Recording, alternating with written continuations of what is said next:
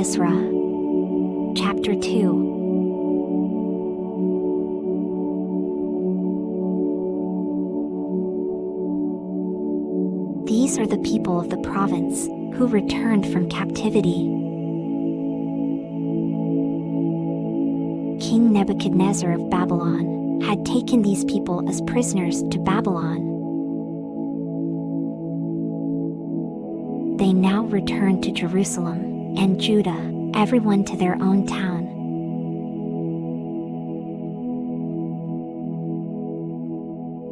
Altogether, there were 42,360 people in the group who came back. This is not counting their 7,337 men and women slaves. They also had 200 men and women singers with them. They had 736 horses, 245 mules, 435 camels, and 6,720 donkeys.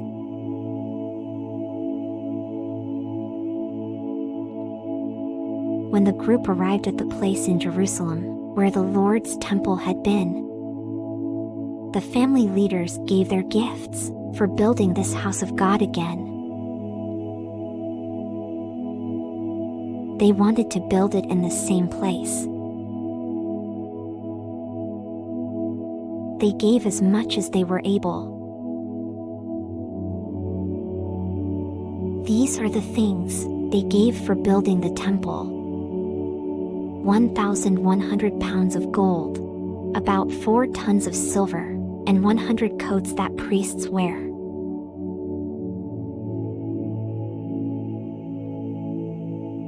So the priests, Levites, and some of the other people moved to Jerusalem and the area around it. This group included the temple singers, gatekeepers, and the temple servants. The other Israelites settled in their own hometowns.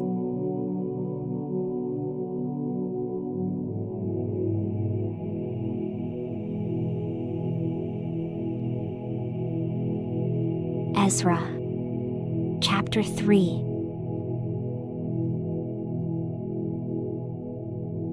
So by the 7th month, the Israelites had moved back to their own hometowns. At that time, all the people met together in Jerusalem. They were all united as one people. Then Jeshua, son of Jozadak, and the priests with him, along with Zerubbabel, son of Shealtiel, and the people with him, built the altar of the God of Israel. They built it just as it says in the law of Moses. They were afraid of the other people living near them, but that didn't stop them. They built the altar on its old foundation and offered burnt offerings on it to the Lord, both in the morning and in the evening. Then they celebrated the Festival of Shelters and began offering the continual burnt offerings each day, and the offerings for the new moon, and all the other festivals commanded by the Lord. The people also began giving any other gifts they wanted to give to the Lord. So on the first day of the 7th month, these Israelites again began offering sacrifices to the Lord, even though the Lord's temple had not been rebuilt.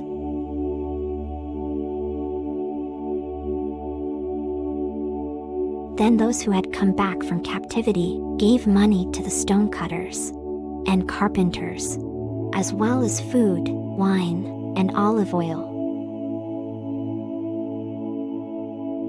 They used these to pay the people of Tyre and Sidon to bring cedar logs from Lebanon, just as they did for the first temple. King Cyrus of Persia gave permission for this.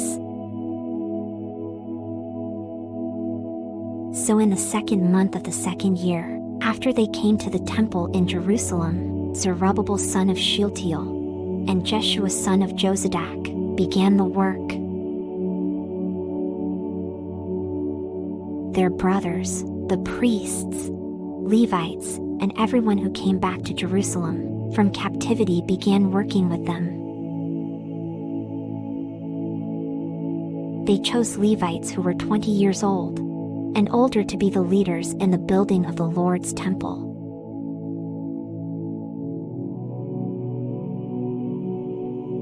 These were the men who supervised the work of building the Lord's temple: